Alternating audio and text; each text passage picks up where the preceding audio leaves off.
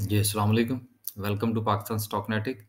उम्मीद है कि आप तमाम दोस्त खैरियत से होंगे और आज का दिन भी ट्रेडिंग के हवाले से अच्छा गुज़रा होगा। चलते हैं जी और देखते हैं कि आज मार्केट की क्या सूरत-ए-हाल रही। इसके साथ जो है वो कोशिश करेंगे कुछ न्यूज़ जो है वो भी आज इंशाल्लाह शामिल करेंगे। बड़ा ढूँढ-ढूँढ के कुछ निकालने की कोशिश की है। आज जो है जी वो इसको क्या हो गया भई? जी, आज जो है वो माशाल्लाह से मार्केट ने 400 पॉइंट्स डाले हैं। देखिए ये जो रिज़ल्ट्स का सीज़न चल रहा है इस वक़्त, कंटिन्यूअसली जो है वो रिज़ल्ट्स आ रहे हैं, तो माशाल्लाह से उम्मीद है कि हालात जो हैं रिज़ल्ट्स के हवाले से तो ठीक हैं। रिज़ल्ट्स बहुत अच्छे आ रहे हैं। उसकी वजह ये है कि देखिए जिस वक़्त किसी भी सेक्टर के अंदर या किसी भी आप किसी एक मख़सूस सेक्टर की बात करें या किसी एक मख़सूस इलाके की बात करें, किसी मुल्क की बात करें, किसी खित्ते की बात करें, जहाँ पर हमेशा कोई आफ़त टूटती है या वहाँ पर क्राइसिस आते हैं, तो कुछ शोबे ऐसे होते हैं जो बहुत ज़्यादा तरक्की करते हैं और बहुत सारे शोबे जो है वो पिस जाते हैं। यही हालात जो हैं ये हमारे मुल्क में भी इस वक़्त चल रहे हैं कि जिस तरह से जो लोग इन इस क्राइसिस के दौरान किसी न किसी तरीके से सर्वाइव कर गए हैं, अब वो तो कमा रहे हैं दोनों हाथों से। और जो बेचारे इन इस क्राइसिस कोविड के क्राइसिस के अंदर जो है वो एलिमिनेट हो गए, उनके पास रहे कुछ नहीं। तो इस तरह जो है वो रिज़ल्ट्स तो ठीक है, अच्छे हैं, लेकिन बात करने का मकसद ये है कि चीज़ों को बैलेंस चलना चाहिए। एक किसी मुल्क की तरक्की के लिए एक मतवाज़न तरक्की का होना बहुत ज़रूरी होता है।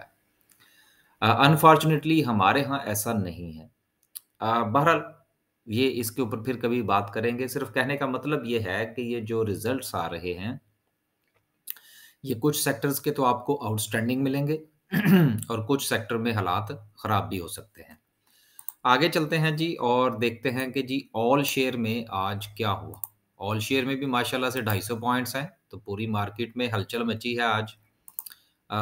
केएमए 30 की बात करते हैं तो आज 600 पॉइंट्स का इज़ाफ़ा, वेरी गुड। ऐसा इज़ाफ़ा होना चाहिए था। अब इसकी वजह जो है वो देखते हैं कि क्या थी, ये ज़रा केएमए 30 पर थोड़ी नज़र दौड़ा लें, फिर इंशाल्लाह जो है वो हम आगे चलते हैं। केएमआई 30 में देखें तो जी आज ईपीसीएल में ठीक था, ओजीडीसीएल चला, यूनिटी चला, सिनर्जी को ख़ास नहीं चला, पेल भी को ख़ास नहीं चला, एफसीसीएल नहीं चला, पीपीएल चले ठीक था, इफर्ट चला, हबको, मैपल लीफ और Engro corporation. Very good. Engro corporation में बड़ा अच्छा इज़ाफ़ा था आज। वैसे आपस की बात है, हमने इसको कुछ 273, 274 पर रिकमेंड किया था दोस्तों को। अब 290 पे चला गया है और मेरा ये ख़्याल है कि अगर चलें ये एंग्रो पे ना आज थोड़ी-सी बात कर लें। हालाँकि मेरा मूड नहीं था आज किसी शेयर पे बात करने को, लेकिन चलें अब सामने आ गया तो बात कर लेते हैं। एंग्रो कॉर्पोरेशन देखिए ये बड़ा अच्छा शेयर है, लेकिन ये है आप यूँ समझ लीजिए कि ठंडे लोगों का शेयर है। जिस तरह से कि हम ठंडे हैं ना, तो ये समझ लें कि हमारे लिए ये ठीक है। बड़ा अच्छा शेर है, पुरसुकून और लेके रखने वाला शेर है, सो जाएँ। इसमें ज़्यादा भाग-दौड़ जो बंदा करने की कोशिश करेगा, वो इस शेर के नीचे आ जाएगा। इसके अगर हम पेआउट्स देखें, तो आउटस्टैंडिंग है। मेरा ख़्याल है कि हर क्वार्टर में ही ये कुछ ना कुछ जो है वो देते हैं। मसलन पहले क्वार्टर में 120% का दूसरे क्वार्टर में 70% का तीसरे क्वार्टर में फिर 50% का और चौथे क्वार्टर में फिर कुछ ना कुछ देंगे। तो 3-4 डिविडेंड जो है ये शेयर देता है। ये एंग्रो कॉर्पोरेशन जो है ये एंग्रो के जो दीगर कंपनीज़ हैं उनकी इन्वेस्टमेंट भी इसमें है, तो जिसकी बिना पर ये बहुत भारी भरकम शेयर है।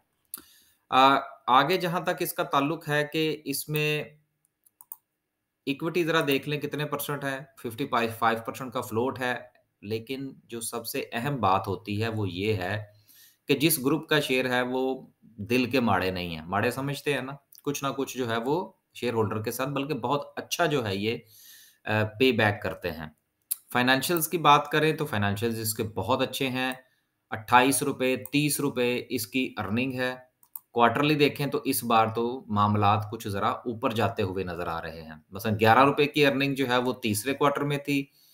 साढ़े 10, 7 तो अगर हम इसको 10 और 10, 20 और 21 और 6, 27, ₹28 की अर्निंग तो अब तक हो चुकी है। अगर इसी स ₹7 के हिसाब से ₹8 के हिसाब से चलें, तो मेरा ख़्याल है कि कोई इस बार इसकी अर्निंग जो है वो कोई ₹35-36 के करीब जाएगी। तो 35-36 के करीब जाएगी तो फिर आगे आप लोग खुद समझदार हैं, कि कुछ ना कुछ तो देगा। आगे चलते हैं जी और देखते हैं कि इस वक़्त ये शेयर जो है ये ₹290 पर मौजूद है। लेकिन हमारी जो रिकमेंडेशन थी इस शेयर के बारे में, वो मेरा ख़्याल है कि हमने इसको कोई 278, 273 मुझे एग्ज़ैक्टली याद नहीं है, ये 3-4 दिन पहले की बात है शायद। तो हमने जो है इसको 280 से नीचे-नीचे बहरहाल रिकमेंड किया था और हमारी ख़्वाहिश ये होगी कि हमारे दोस्त जो हैं, इसके कुछ 2-3 लेवल्स बनते हैं। एक इसका लेवल बनता है ₹298 का, उसके बाद इसका लेवल बनता है 307 का और फिर इसका लेवल बनता है 317 का। ये इसकी सेलिंग बनती है। रिकमेंडेशन चूँकि हमारी जो थी वो मेरा ख़्याल है कि 273 समथिंग या 5 की थी, मुझे एग्ज़ैक्टली याद नहीं है। अब देखिए कि अगर आप इसको 275 भी अगर आप कंसीडर करें, तो ₹275 पर आप अगर एक शेयर लेते हैं और ₹298 पर अगर आप उसकी प्रॉफ़िट टेकिंग करते हैं, तो यार ठीक है और क्या चाहिए? लेकिन मेरा ये ख़्याल है कि जिस अ, रफ़्तार के साथ और जिस मोमेंटम के साथ ये शेयर जो है, ये अपवर्ड मूवमेंट दे रहा है, मेरा ख़्याल है कि ये 307 तक तो जाने के इसके चांसेस हैं। हाँ, अलबत्ता 317 का भी रिस्क लिया जा सकता है। लेकिन ये सर हमारी तरफ से कोई रिकमेंडेशन नहीं है कि अब कोई इसमें कूदे। क्योंकि हम हमेशा ये कहा करते हैं कि देखिए जिस वक़्त बस खड़ी हो, खड़ी बस में आप बैठें, अपनी मर्ज़ी की सीट लें और फिर उसमें इंतज़ार करें। भाग-दौड़ करने की कोशिश करेंगे बस के साथ लटकने की कोशिश करेंगे तो कुछ भी हो सकता है। आगे चलते हैं जी चलें, बस इसके ऊपर कुछ ज़्यादा बात और मज़ीद करने की ज़रूरत नहीं है। आगे चलते हैं जी और हम देखते हैं कि सर्किट ब्रेकर जो है वो आज का क्या कहता है। आज माशाल्लाह से वेरी गुड, आज 7 की बजाय 17 कंपनीज़ अपर कैप है जी, हैं? 7 कंपनियाँ चल रही थी गुज़िश्ता काफ़ी दिनों से। टीपीएल हुआ, रूपाली हुआ, निषाद पावर एक बार फिर हुआ, निषाद जूनियर पावर हुआ, इमेज, इंडस टाइम भी हो गया और ईपीक्यूएल देखिए ईपीक्यूएल के हवाले से हमने ये गुज़ारिश की थी कि ये 30 तक जाने के इसके चांसेस हैं। अब जिनके पास है वो अपना-अपना फ़ैसला खुद फ़रमाइए और आज डॉल भी हुआ। वेरी गुड जिनके पास डॉल है वो यश ही फ़रमाइए।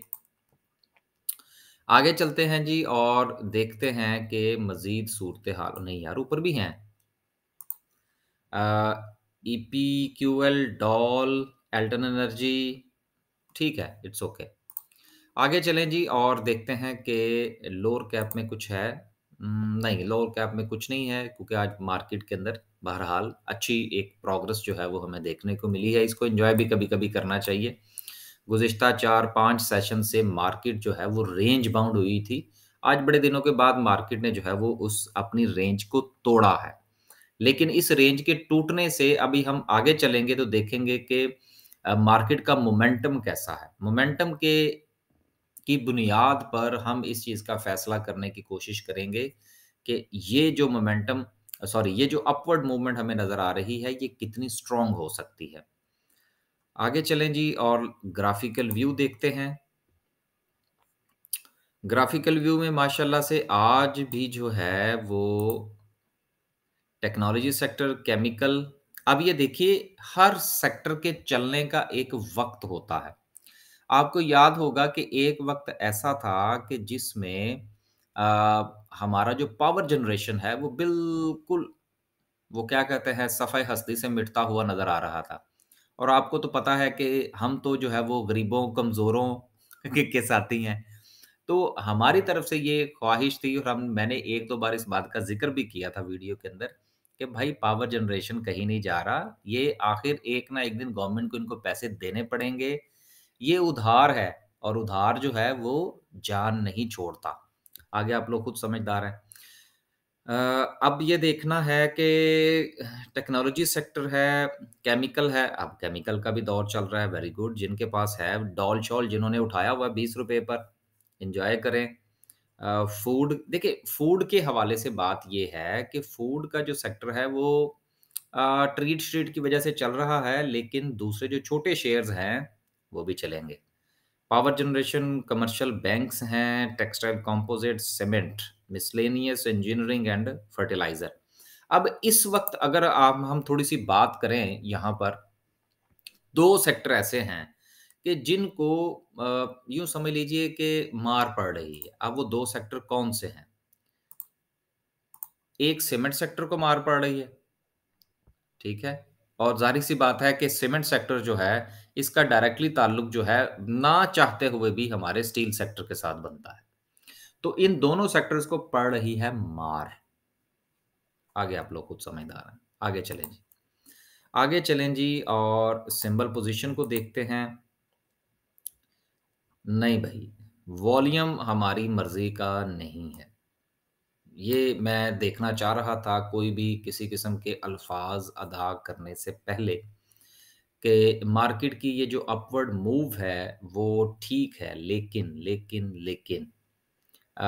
वॉल्यूम नहीं है मार्केट के अंदर। और वॉल्यूम जो होता है ना, ये आप यूँ समझ लीजिए कि जिस तरह से अगर आपने किसी जगह पर एक पिलर खड़ा करना हो, एक दीवार की जगह पर आप एक पिलर बनाना चाहें और उसके ऊपर अगर आप छत खड़ी करना चाहें, तो पिलर का मज़बूत होना बहुत ज़रूरी होता है।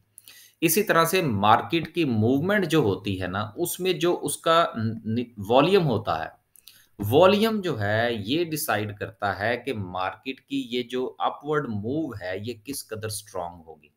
अब आज अगर आप देखें तो ट्रेड में सिर्फ 15 मिलियन का वॉल्यूम है और उसके बाद अगर आप एवरेज की बात नहीं कर रहा, मतलब कम से कम वॉल्यूम जो है, जो अच्छा समझा जा रहा है, वो 5 मिलियन का है।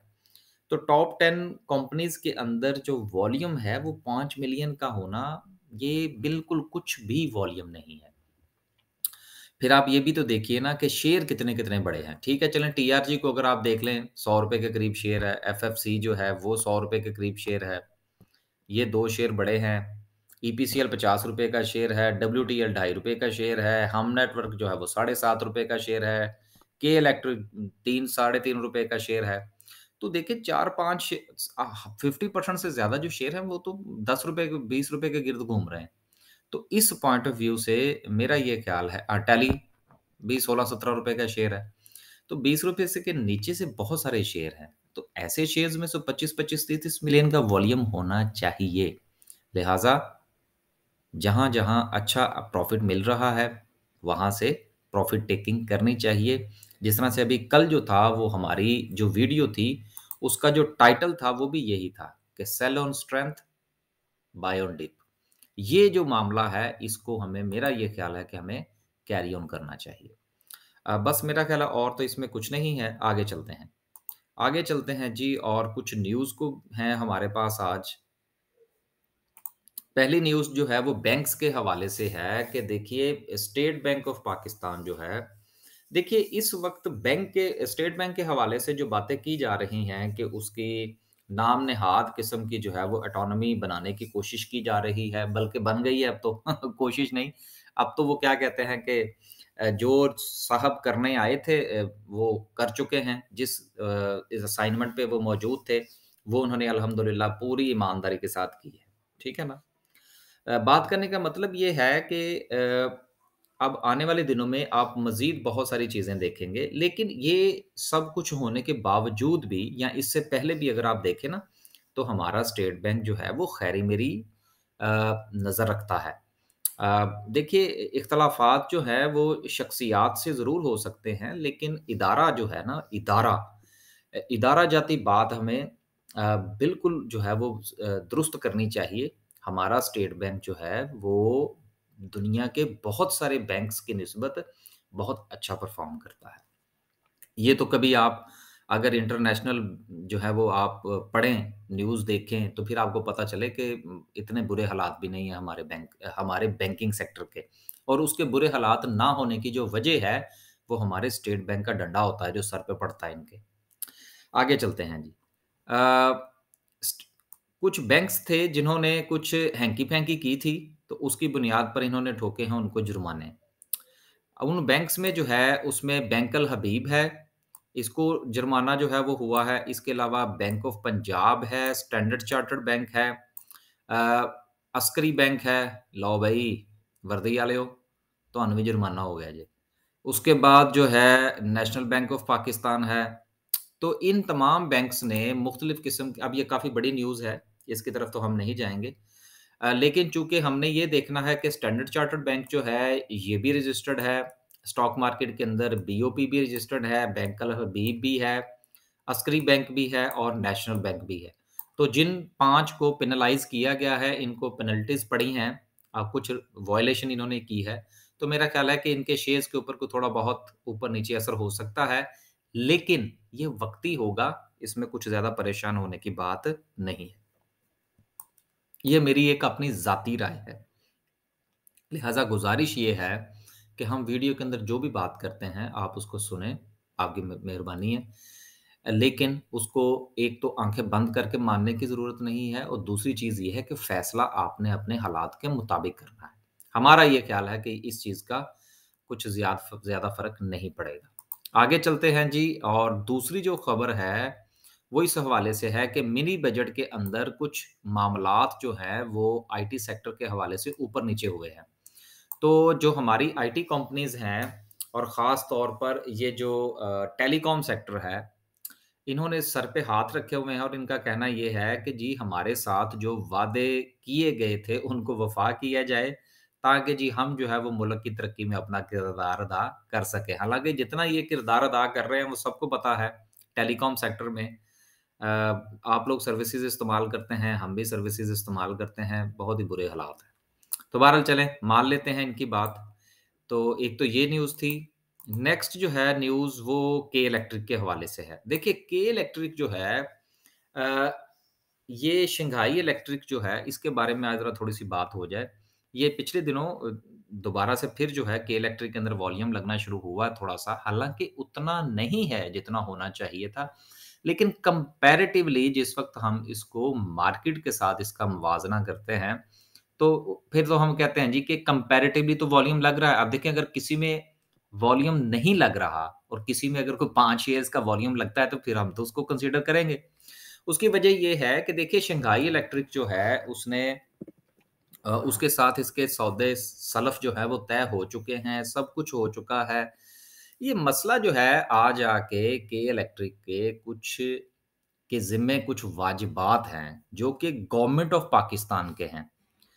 अब बात ये है कि के इलेक्ट्रिक जो है, शंघाई इलेक्ट्रिक वाले ये कहते हैं कि जी बिस्मिल्लाह हैंडओवर करें, हमें तो कोई इतराज़ नहीं है। लेकिन हम ये कह रहे हैं कि यार इसके ऊपर जो इसका कर्ज़ा है, वो भी आप ले लें साथ में। तो वो कह रहे हैं जी कि साढ़े नाल तो ये गल ही नहीं सी हुई। ठीक है ना? और इसमें जो सारा का सारा मामला है वो अबराज कैपिटल का है, वो एक एक नई स्टोरी है, वो अगर उस तरफ चले जाएँगे तो आधा घंटा इधर ही निकल जाएगा। तो सिर्फ़ बात करने का मकसद ये है कि के इलेक्ट्रिक को देखिए, ये के इलेक्ट्रिक जो है ये आज हैंडओवर हो शंघाई वालों को, कल हो, 2 महीनों को हो, ये इनको करना पड़ेगा। बहुत बड़े-बड़े होल्स हैं के इलेक्ट्रिक के अंदर और गवर्नमेंट के बस की बात नहीं है कि वो इसको बर्दाश्त कर सके। लिहाज़ा किसी दिन न्यूज़ ये आएगी कि जी के इलेक्ट्रिक का जो था वो कर्ज़ जो है वो जी मुल्क के वसी दर मफ़ाद में गवर्नमेंट ने अपने ज़िम्मे ले लिया है और अब हम के इलेक्ट्रिक जो है वो शंघाई इलेक्ट्रिक को हैंडओवर करने जा रहे हैं। और अगर ये हो जाता है, अब ये मेरी बात ज़रा गौर से सुनिएगा, ये एक असम्पशन मैं पेश करने लगा हूँ कि अगर के इलेक्ट्रिक जो है, ये शंघाई इलेक्ट्रिक को एसएच ही डाल लें यार, हैं? शंघाई वालों को अगर ये हैंडओवर हो जाती है, तो शेयर जो है 3 से 10 पर जाने के फिर वहाँ से इम्कानात हो जाएँगे। ये मेरी एक अपनी राय है। इससे आप य ज़रूर इख्तिलाफ़ फ़रमाइए। लेकिन ये होगा कब, इसका कोई टाइम लिमिट जो है वो नहीं दी जा सकती। इसलिए मैं अक्सर आप लोगों से एक बात कहा करता हूँ कि जब एक शेयर जो है वो आपने अच्छी प्राइस पर खरीद लिया, ठीक है ना? मसलन आज पीटीसीएल चला है माशाल्लाह से। पीटीसीएल की क्लोजिंग मेरा ख़्याल है कि 9.15 के करीब हुई है, if I am not wrong. मैंने देखा नहीं है ज़्यादा। तो अब मैंने ये खरीदा था, इसकी जो मेरी एवरेज है वो 8.65 की है, ठीक है ना? अब बात ये है कि जब आप किसी एक शेयर को, ये मैंने सिर्फ़ अपनी प्राइस बताई है, दोस्तों को मैंने रिकमेंड कर दिया था, मुझे नहीं पता उन्होंने किस प्राइस पर खरीदा है और रखा भी है कि बेच दिया है। वैसे मैंने उनसे ये कहा था कि पीटीसीएल जो है ये अगर 9.20 पर जाए तो इसको बेचना चाहिए, कुछ ना कुछ। बहरहाल ये बात करने का मकसद सिर्फ़ ये था कि यार देखिए, जिस वक़्त आप एक शेयर जो है वो अच्छी प्राइस पर खरीद लेते हैं, तो फिर थोड़ा इंतज़ार किया करें। तो शंघाई इलेक्ट्रिक जो है ये अभी भी इंटरेस्टेड है, तो मेरा ये ख़्याल है कि शायद ये बेल जो है ये मंडे चढ़ जाए। आगे चलते हैं और क्लाइमेट चेंज के हवाले से जो है वो हमारे मुशीर साहब जो हैं उन्होंने लबकुशाई की है और उनका कहना है कि जी क्लाइमेट चेंज जो है ये बहुत बड़ा थ्रेट है हमारी पाकिस्तान की इकॉनमी के लिए। अब सवाल ये पैदा होता है कि अगर क्लाइमेट चेंज जो है ये हमारी इकॉनमी के लिए थ्रेट है, तो इस मुज़ीर ख़ज़ाना साहब से, दाऊद साहब से ये पूछा जाए कि किस कानून के तहत एग्रीकल्चर लैंड के ऊपर जो है वो धड़ाधड़ जो है वो सोसाइटीज़ की इजाज़त दी जा रही है, एक चीज़।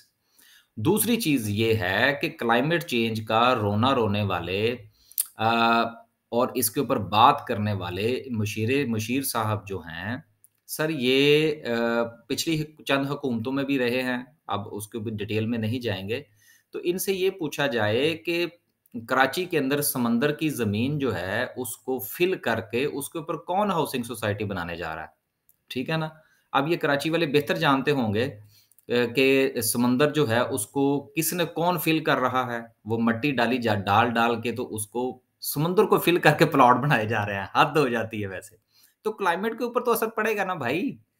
तो सिर्फ़ बात करने का मकसद ये है कि हम मुल्क से बाहर बैठे हुए हमें सबको आज बहुत खबरें होती हैं। मुल्क में लोग बैठे हुए हैं, पता नहीं यार क्या वजह है, उनकी नज़र नहीं पड़ती इन चीज़ों के ऊपर।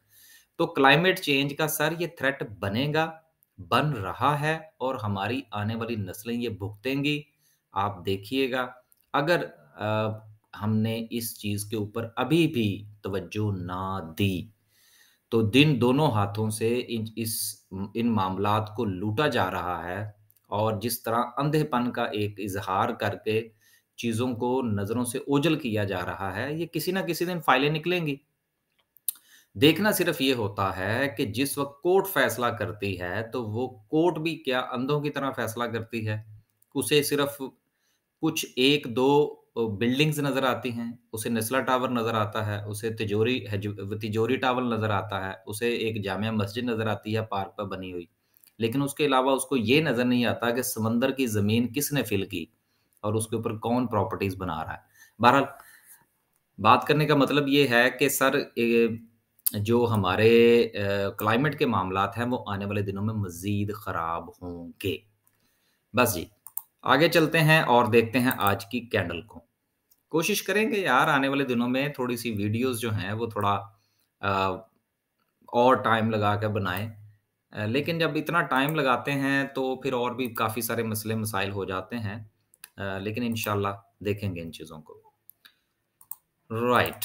देखिए, आज की कैंडल तो बहुत अच्छी है, लेकिन इस कैंडल के नीचे जो वॉल्यूम है, वो नहीं है। तो इसलिए मेरा ये ख़्याल है कि आप इसकी अ, हाँ यार, एक बात मुझे और जो थी, वो मैंने आपको याद होगा, दिसंबर के महीने में मैंने एक बात कही थी और दिसंबर के महीने में या जनवरी के महीने में, मुझे एग्ज़ैक्टली याद नहीं है, लेकिन मैंने 2-3 बार एक बात दोहराई थी कि सर अगर आप ऑटोमोबाइल्स के हवाले से कुछ शेयर्स को हाथ में रखे हुए हैं, जो अच्छी प्राइसेज़ पर, तो मार्च को ज़हन में रखिएगा।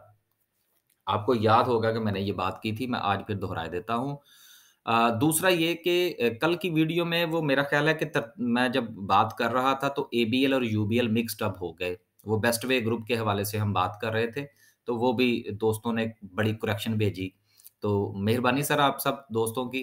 तो वो भी याद ज़रा करेक्ट कर लीजिएगा कि वो मैंने एबीएल कह दिया था, बेसिकली वो यूबीएल था। साथ-साथ तस्हीह भी हो जानी चाहिए ना। वो बाद में मुझे अंदाज़ा हुआ, लेकिन आपको पता है कि हम एडिटिंग तो करते नहीं हैं।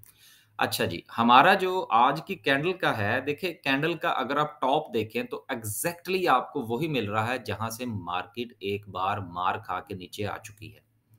उस दिन भी जो है, जो वजह थी वो वॉल्यूम का ना होना था, और आज भी हमें आज इस कैंडल के नीचे भी वॉल्यूम ख़ास नज़र नहीं आ रहा। इसलिए सवारी जो है वो अपने सामान की खुद हिफ़ाज़त करें। आगे चलते हैं जी और देखते हैं कि हमारा आरएसआई क्या कहता है। सॉरी, आरएसआई जो है वो एक बार फिर डबल टॉप बनाने जा रहा है। अब देखिए, एग्ज़ैक्टली आरएसआई जो है वो अगर आप देखें तो इस जगह से पहले नीचे आ चुका है, लेकिन अब ये दोबारा ऊपर गया है। अब अगर ये दोबारा ऊपर गया है तो यहाँ से अगर ये डबल टॉप बनाता है, कहा ये जाता है कि जब ये डबल टॉप बनता है तो फिर इसको नीचे आना होता है, और जब ये नीचे आएगा तो ये अपनी इस सपोर्ट को भी तोड़ देगा। ये थ्योरी है इसके हवाले से, लेकिन ज़रूरी नहीं है कि हर बार ऐसा हो, लेकिन एक थ्योरी है वो हमने आपको पेश कर दी है। इस वक़्त आरएसआई जो है वो 67 पर है, और 67 से 70 के दरमियान सिर्फ़ 3 पॉइंट्स हैं। लिहाज़ा अगर कल मार्केट जो है वो 70 को टच करती है, तो वहाँ पर प्रॉफ़िट टेकिंग के काफ़ी चांसेस होंगे। तो बजाए इसके कि दूसरे लोग प्रॉफ़िट टेकिंग करें और आपका जो पोर्टफ़ोलियो है वो नीचे आए, और आप ये कहें कि जी प्रॉफ़िट टेकिंग हुई है इसलिए हमारा पोर्टफ़ोलियो नीचे आ गया है, आप भी प्रॉफ़िट टेकिंग कीजिए 70 पर। क्योंकि लोग जो हैं वो आरएसआई पे जाते हैं, शॉर्ट सेल करते हैं 70 पर। मेरा तो नहीं ख़्याल कि करना चाहिए क्योंकि वॉल्यूम ही नहीं है इतना। लेकिन फिर भी अगर वो करते हैं तो ज़ाहिर-सी बात है मार्केट के ऊपर सेलिंग प्रेशर आएगा। आगे चलते हैं जी और पूछते हैं कि मैकडी क्या कहता है? देखिए मैकडी जो है इसने अपनी बाय की कॉल जो है वो अभी तक जनरेट की हुई है, और आज का जो हिस्टोग्राम बना है वो पिछले हिस्टोग्राम की निस्बत थोड़ा बड़ा है, पॉजिटिविटी को बढ़ता हुआ दिखाई दे रहा है। लिहाज़ा आने वाले दिनों में भी अगर ये कंटिन्यूटी कायम रहती है तो ज़ाहिर-सी बात है कि मार्केट जो है अपनी इस बाय की कॉल को अकॉर्डिंग टू मैकडी बात हो रही है, जारी रखेगी। जो लोग मैकडी पे काम करते हैं वो डटे रहिए, लेकिन हमारा इसके साथ कोई लेना-देना नहीं है। बस जी, आज के लिए सिर्फ़ इतना ही। खुश रहें, आबाद रहें। मैंने सिर्फ़ आज एक बात करना थी, और वो ये थी कि मुझे अगर कभी टाइम मिला तो मैं इंशाल्लाह ट्रैफ़िक के ऊपर जो है वो काफ़ी वीडियोज़ बनाऊँगा। मैंने गुज़िश्ता दिनों जो है जब मैं पाकिस्तान में था तो उस वक़्त जो है वो मैंने अ अ, एक आध स्कूल लाहौर के एक आध स्कूल के अंदर जो है ये रोड सेफ्टी के ऊपर जो है वो प्रेज़ेंटेशन भी दी। अ, बच्चों को भी काफ़ी कुछ बताने की, समझाने की कोशिश की है। देखिए ये काम बहुत इम्पोर्टेंट है और हमें ये करना पड़ेगा। जिस तरह जाहिलों की तरह हम लोग बड़े-बड़े अच्छे लोग जो हैं, वो ड्राइव करते हैं सड़क के ऊपर, इस तरह से मामलात हर आने वाले दिन में बिगड़ते जाएँगे। तो इसको देखना बहुत ज़रूरी है। ख़ास तौर पर स्कूल्स के हवाले से मैं पहले भी 1-2 बार अर्ज़ कर चुका हूँ, आज फिर करता हूँ कि बराए मेहरबानी वॉक टू स्कूल को अपनाइए। कोशिश करें कि आप अपने बच्चे को अगर गाड़ी पर छोड़ने जाते हैं, तो गाड़ी स्कूल से कुछ दूर खड़ी करें और बच्चे को पैदल चलने की आदत डालें। कुछ उनको भी पता चले कि दुनिया में पैदल भी चला जाता है, ताकि वो गाड़ी में बैठ-बैठ कर बच्चा जो है, वो कहीं पैदल चलने वालों को हकीर ना समझे, और आजकल हो यही रहा है। अल्लाह हाफ़िज़।